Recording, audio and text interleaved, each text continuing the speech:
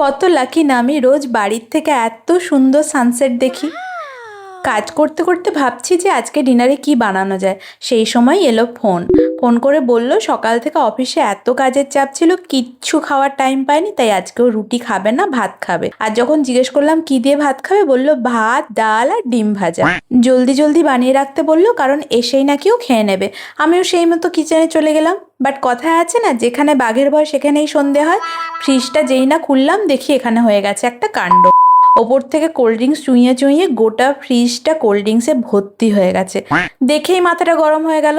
তাও ভাবলাম ঠিক আছে, ওটা পরে দেখছি, আগে ভাত ডালটা বসিয়ে দিই। সেই মতো চালটা ধুয়ে চালের মধ্যে আলু আর টমেটো দিয়ে একদিকে বসিয়ে দিলাম, আর একদিকে ঝটপট করে 5 ফোড়ন পেঁয়াজ টমেটো দিয়ে মুসুরির ডালটা চাপিয়ে দিলাম। ভাত ডালটা হতে হতে ফ্রিজটাও পরিষ্কার করতে এসে গেলাম, আর তখনই বাজলো বেল। দরজাটা খুলতেই প্রথম কোয়েশ্চেন, রান্না হয়েছে? আমি বললাম হ্যাঁ হয়ে এসেছে, তুমি যাও ফ্রেশন আপ হও, আমি 10-15 মিনিটের মধ্যেই খেতে দিচ্ছি।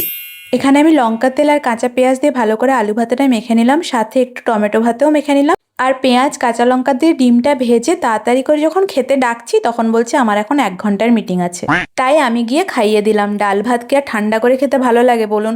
তারপরে নিজেও একটু খেয়ে নিলাম। তারপর হাতের সমস্ত কাজগুলো সেরে ছাদে গেলাম। খুব ভালো ওয়েদারটা ছিল, ভাবলাম ছাদে গেলে একটু ভালো লাগবে, কিন্তু ও মা, যাওয়ার 10 মিনিটের মধ্যেই শুরু হয়ে গেল ঝমঝমিয়ে বৃষ্টি।